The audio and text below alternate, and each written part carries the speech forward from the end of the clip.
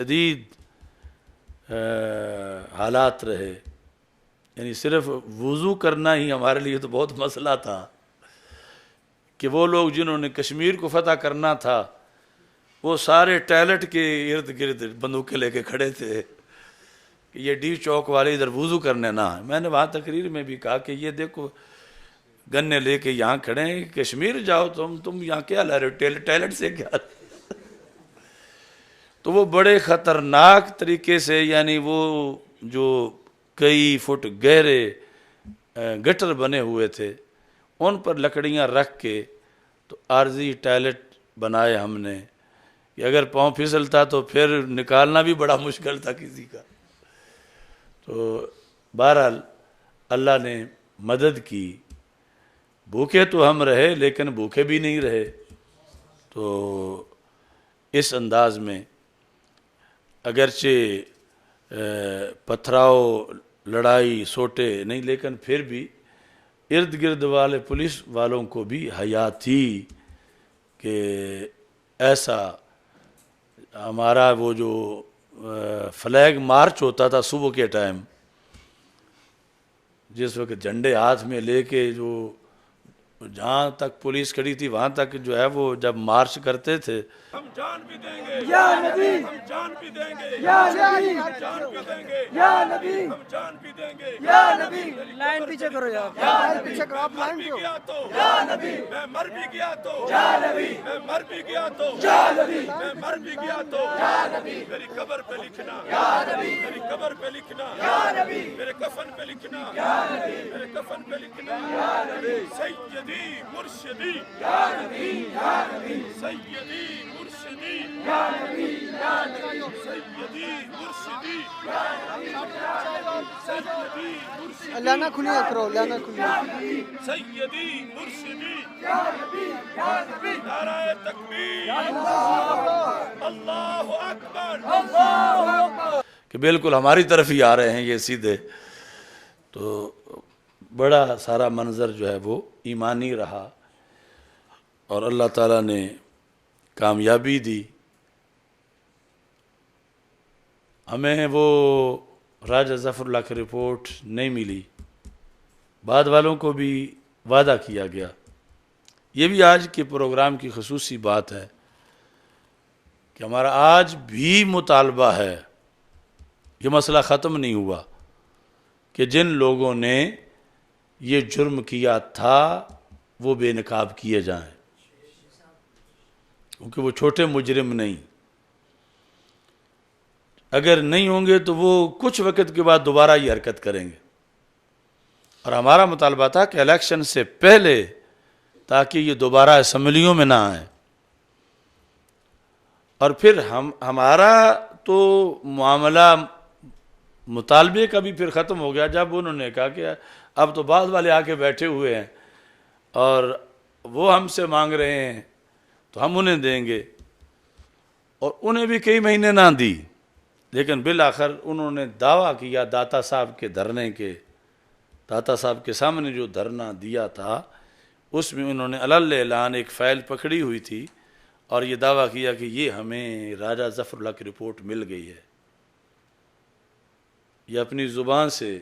ان قائدین نے دعویٰ کیا، مگر یہ اب قیامت تک سوالیہ نشان رہے گا کہ حکومت نواز شریف نون لیگ کا جرم تو ختم ہوا، اس جہت کا جرم باقی تو سب باقی ہے۔ یہ جرم کہ انہوں نے وہ لوگ چھپائے کیوں ہیں جنہوں نے یہ جرم کیا؟ تو راجہ ظفر اللہ کی رپورٹ انہوں نے کہا ہم نے وصول کر لی ہے، بعد والوں نے تو وصول کر کے پھر اسے کیوں چھپایا گیا؟ کون تھے مجرم جن کے نام اس رپورٹ میں لکھے ہوئے تھے؟ چونکہ رپورٹ بننے میں بھی بہت سا ٹائم لگا تھا اور کمیٹی نے مل کر رپورٹ بنائی تھی، اور اگر وہ حکومت نہ دیتی تو قیامت تک یہ بھی ان کا ایک جرم قرار پاتا کہ انہوں نے حملہ بھی کیا ہے اور پھر مجرم بھی چھپائے ہیں۔ لیکن جن کا دعویٰ یہ ہے کہ وہ سینہ چوڑا کر کے ہمیں کہتے رہے کہ تم تو راجہ ظفر کی رپورٹ بھی نہیں لے سکے اور یہ ہم نے لے لی ہے، وہ لینے کے بعد جو پھر ان پہ عائد ہوا کہ لے لی ہے تو پڑھ کے سناؤ کہ کس کس کا نام لکھا ہے، تاکہ وہ پھر الیکشن نہ لڑیں، پھر وزیر نہ بنے، پھر ان کو پھانسی ہو جس نے جو اصل ماسٹر مائنڈ ہے، پھر ان کو عمر قائد ہو۔ تو لینے کا اعزاز تو لے لیا اپنے ذمے، مگر اگلی کیا شرعی حیثیت بنی؟ وہ کہاں گئے کہ جنہوں نے جرم کیا تھا اب ان کا نام قوم کو کس لیے نہیں بتایا جا رہا؟ یہ قرض آج بھی باقی ہے، اور ہمارا آج بھی مطالبہ ہے اس وقت کی حکومت سے کہ جنہوں نے یہ کیا تھا ان کے نام قوم کو بتائے جائیں۔ اور پھر آج بھی ہمارا رانا ثنا کے لحاظ سے مطالبہ ہے کہ اس کی اس بیان میں 4 وجوہ سے کفر لازم آتا ہے۔ مجھ سے گنوائے بھی تھے ایک بار ایک صاحبزادہ صاحب نے، صاحبزادہ احمد رضا صاحب نے فیصل آباد والے، کہ کیا کیا ہیں، کیونکہ کچھ لوگ اپنے مخالفت میں جب کسی کے مقابلے میں ختم نبوت بیان کرتے ہیں تو پھر اچھی طرح بیان کرتے ہیں۔ تو میں نے ان کو ایک یہ ہے، دوسرا یہ ہے، تیسرا یہ ہے، تو وہ آج بھی مسئلہ اس ویسے ہی ہے۔ اور مجھے یہ بھی افسوس ہے کہ ہم تحریک چلا رہے تھے جیلوں میں، سڑکوں پر، ویرانوں میں، ڈی چوک میں، اور ہمارے ہی شیخ کے بیٹے اور ایک اور بڑی ضیاء کے بیٹے دونوں اکٹھے شہباز شریف سے بیٹھ کے دیگر علماء کے ہمراہ کہتے وہی کچھ نہیں، یہ پاگل مولوی ہیں، اس طرح احتجاج کر رہے ہیں، تو احتجاج کا کوئی تک ہی نہیں بنتا، یہ بے موسمہ احتجاج ہے، بے مقصدہ ہے۔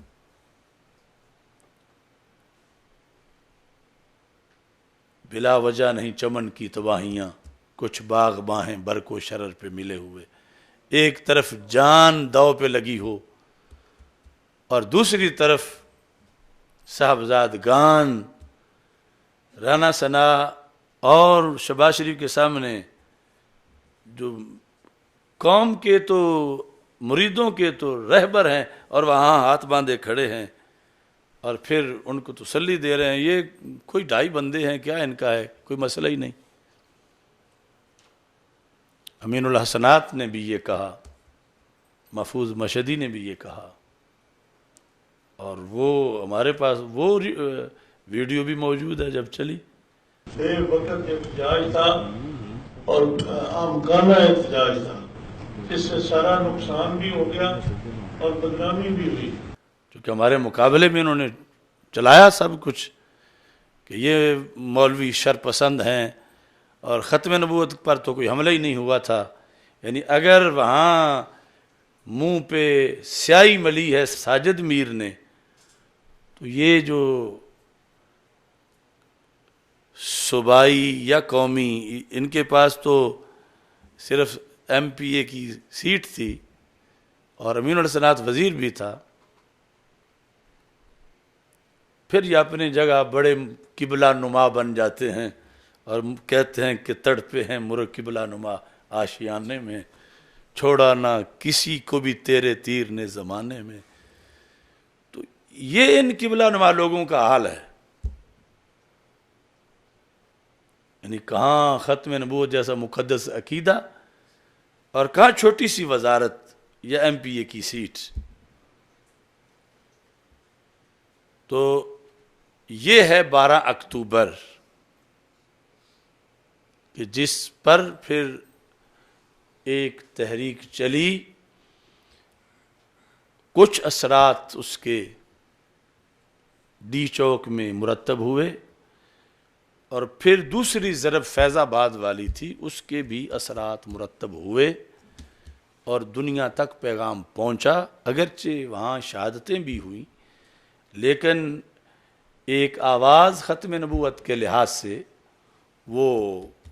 دور دور تک سنائی دی اور قوم بیدار بھی ہوئی، اور وہ بیداری آج بھی ہے،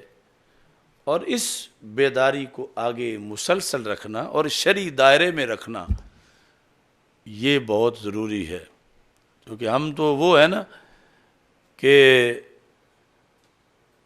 محبت اہل بیت بھی ہو تو فضیلت کے ساتھ شرطوں کے علمبردار ہیں، کہ بغیر شرطوں کے تو وہ بھی قبول نہیں ہوتی. جیسے نماز کی فضیلت ہے، بڑی ہے، لازمی ہے، فرض ہے، مگر ادا تب ہوتی ہے جب شرائط آتی ہوں. حب اہل بیت رضی اللہ تعالی عنہم بڑی فضیلت ہے، مگر قبول تب ہوتی ہے جب شرائط پائی جائیں. ایسے ہی ختم نبوت اور ناموس رسالت پہ پہرا دینا، اس کے لیے کام کرنا، لبیک کے نعرے لگانا، یہ شان بڑی ہے، مگر کچھ اس کی بھی شرائط ہیں، اور ان شرائط کے مطابق ہی پھر اس فریضے کو ادا کیا جا سکتا ہے جو اس وقت امت پر لازم ہے اور ہمیشہ لازم رہا ہے. سارے فرضوں سے بڑا فرض جو ہر سانس میں امت مسلمہ پر فرض ہے، ناموس مصطفیٰ صلی اللہ علیہ وسلم پر پہرا دینا. تو ہمارے اس کے 12 اکتوبر کی اصلاح عمل میں جو تحریک آگے بڑھی، اس کے لحاظ سے آج کا دن مناتے ہوئے اختصار کے ساتھ یہ بات بھی عرض کرنا چاہتا ہوں، جس طرح ہم دیگر تمام معاملات کے اندر فکر رضا کے خادم ہیں، نوکر ہیں، کارکن ہیں، یعنی علمبردار ہونا تو بہت بڑی بات ہے.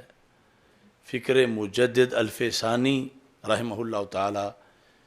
فکر گنج بخش رحمہ اللہ تعالی، فکر امام طحاوی، فکر امام غزالی، فکر امام قسطلانی، فکر امام عسقلانی، فکر امام ابو حنیفہ، فکر امام بخاری، یہ سارے جو ائمہ کے افکار ہیں بالاثر صحابہ اہل بیت رضی اللہ تعالیٰ عنہم، اور پھر تعلیمات قرآن و سنت جہاں سے یہ سلسلہ چلا، اور آخری عہد میں اس سارے گلدستے کا نام مسلک اعلی حضرت بھی ہے، فکر رضا بھی ہے. تو جس طرح ہم مدرسہ میں، مسجد میں، منبر میں، محراب میں، پیری مریدی میں اس کے پابند ہیں، ایسے ہی ہم سیاست میں بھی اس کے پابند ہیں، کیونکہ ہم اس سیاست کے قائل ہیں کانت بنو اسرائیل تسوسہم الانبیاء علیہم السلام کلما ہلاک نبی خلفہ نبی وانا آخر الانبیاء ولا نبی بعدی فسیکون خلفاء، کہ پہلے سیاست نبوت کی شکل میں رہی،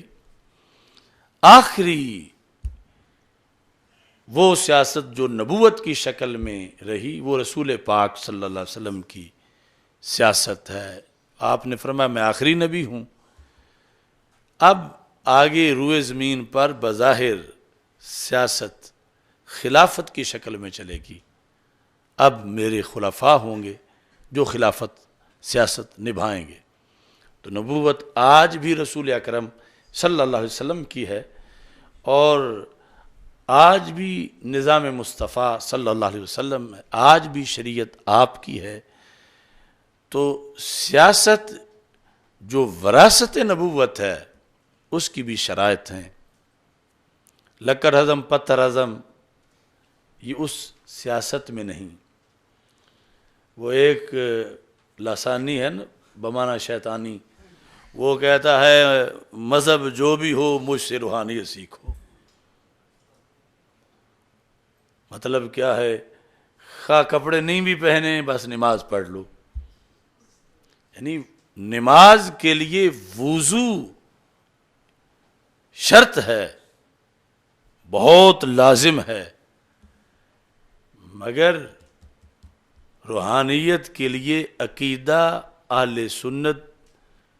اس جیسا ضرور ہے، اگر بڑا نہیں تو لازم ہونا. تو اس کا ہے نا کہ مذہب جو بھی ہو مجھ سے روحانیت سیکھو. تو کچھ لوگوں کا یہ وتیرہ بنتا جا رہا ہے، مسلک جو بھی ہو بس ہم سے سیاست سیکھو. تو یہ بھی ایک المیہ ہے، کیونکہ اگر شیطانی سیاست کرنی ہے تو پھر تو جو بھی ہو، اور اگر نبوی سیاست کرنی ہے تو پھر اس کی شرطیں بھی پڑھنی ہیں جو شریعت کے اندر موجود ہیں. اگلے دن ہمارے ایک درینہ ساتھی ہیں راولپنڈی کے، انہوں نے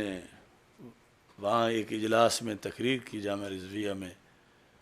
کہ انہوں نے کہا کہ بہت یعنی غنیمت ہے ان کا یوں بولنا وہاں پہ،